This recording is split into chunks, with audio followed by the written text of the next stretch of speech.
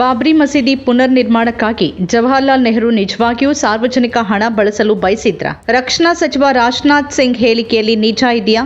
ಇತಿಹಾಸಕಾರರು ಏನ್ ಹೇಳ್ತಾರೆ? ವಿರೋಧ ಪಕ್ಷಗಳು ರಾಜನಾಥ್ ಸಿಂಗ್ ಹೇಳಿಕೆಗೆ ಕೊಟ್ಟಿರುವ ಪ್ರತಿಕ್ರಿಯೆ ಏನು? ಗುಜರಾತ್ನ ವಡೋದರದಲ್ಲಿ ನಡೆದ ಏಕತಾ ರ್ಯಾಲಿಯಲ್ಲಿ ಮಾತಾಡಿದ ರಕ್ಷಣಾ ಸಚಿವ ರಾಜನಾಥ್ ಸಿಂಗ್, ಜವಾಹರ್ಲಾಲ್ ನೆಹರು ಅವರು ಸಾರ್ವಜನಿಕ ಹಣವನ್ನ ಬಳಸಿಕೊಂಡು ಬಾಬ್ರಿ ಮಸೀದಿ ನಿರ್ಮಿಸೋಕೆ ಬಯಸಿದ್ರು ಅಂತ ಆರೋಪಿಸಿದ್ದಾರೆ. ಆದರೆ ನೆಹರು ಉದ್ದೇಶ ಸಫಲವಾಗೋಕೆ ಆಗ ಸರ್ದಾರ್ ಪಟೇಲ್ ಬಿಡ್ಲಿಲ್ಲ ಅಂತ ರಾಜನಾಥ್ ಸಿಂಗ್ ಹೇಳಿದ್ದಾರೆ.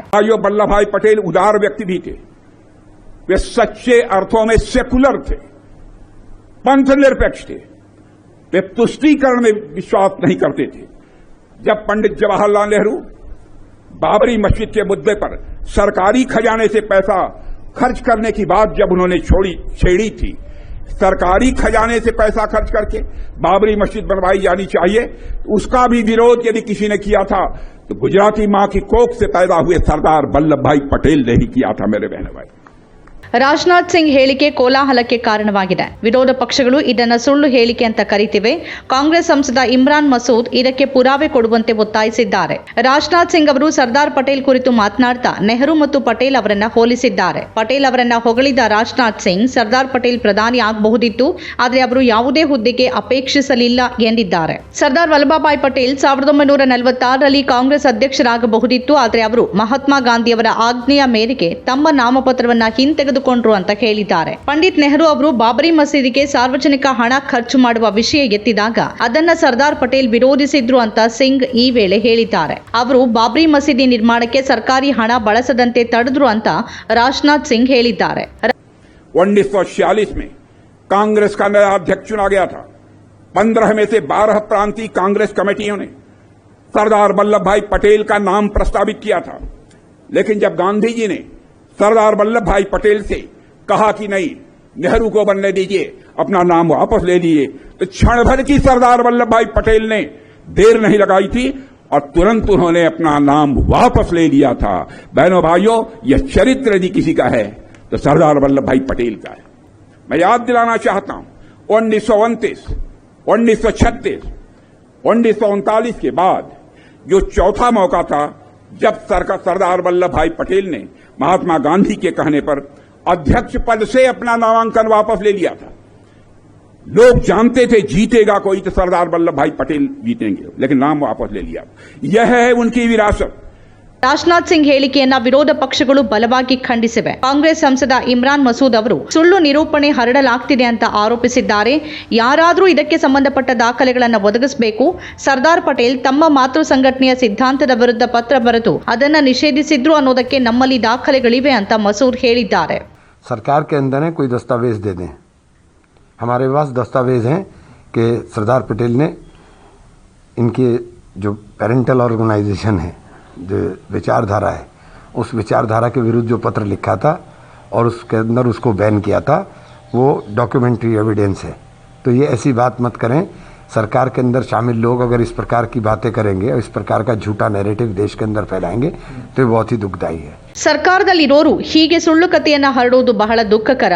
ರಾಜನಾಥ್ ಸಿಂಗ್ ಹೇಳಿಕೆ ಸುತ್ತಲಿನ ವಿವಾದಕ್ಕೆ ಸಂಬಂಧಿಸಿ ಸ್ಪಷ್ಟನೆ ನೀಡೋಕೆ ಬಿಜೆಪಿ ಪತ್ರಿಕಾಗೋಷ್ಠಿಯನ್ನ ನಡೆಸಿತು. ರಾಜನಾಥ್ ಸಿಂಗ್ ಅವರ ಹೇಳಿಕೆಯ ಮೂಲ the inside story of Sardar Patel, diary of Maniben Patel ಎಂಬ ಪುಸ್ತಕ ಅಂತ ಬಿಜೆಪಿ ವಕ್ತಾರ ಸುಧಾಂಶು ತ್ರಿವೇದಿ ಹೇಳಿದ್ದಾರೆ. ಅದರಲ್ಲಿ ನೆಹರು ಬಾಬರಿ ಮಸೀದಿ ವಿಚಾರ ಎತ್ತಿದ್ದರ ಉಲ್ಲೇಖ ಇದೆ. ಸರ್ದಾರ್ ಪಟೇಲ್ ಅದನ್ನ ವಿರೋಧಿಸಿದ್ರು ಅಂತ ಬಿಜೆಪಿ ಹೇಳಿದೆ.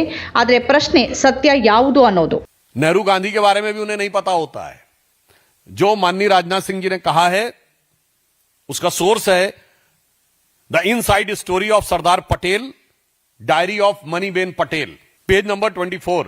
यह लिखा हुआ है, Nehru also raise the question of Babri Masjid, but Sardar made it clear that the government could not spend any money for building a mask.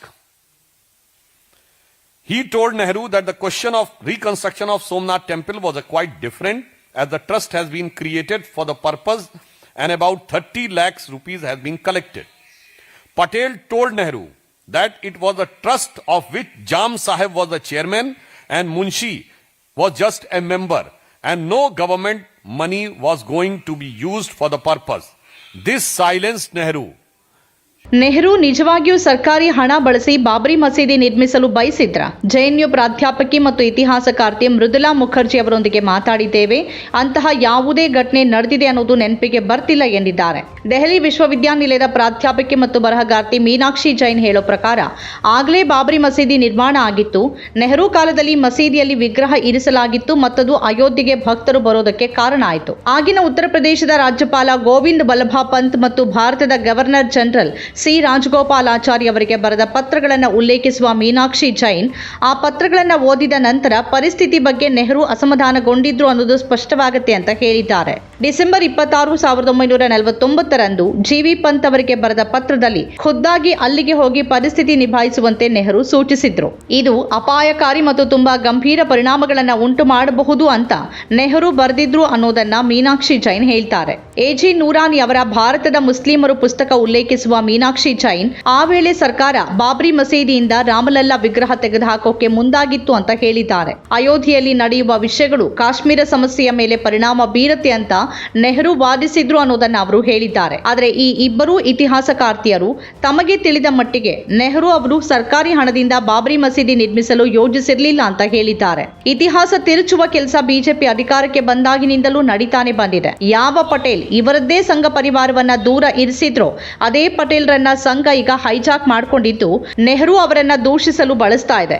ಪಟೇಲರಿಗೆ Congress ಅನ್ಯಾಯ ಮಾಡಿದೆ ಅಂತ ಪದೇ ಪದೇ ಅನಗತ್ಯ ಆರೋಪ ಮಾಡುವ ಮೂಲಕ ಬೇಳೆ ಬೇಯಿಸಿಕೊಳ್ಳುವ ಬಿಜೆಪಿ ರಾಜಕೀಯ ಮುಗಿತಾನೇ ಇಲ್ಲ.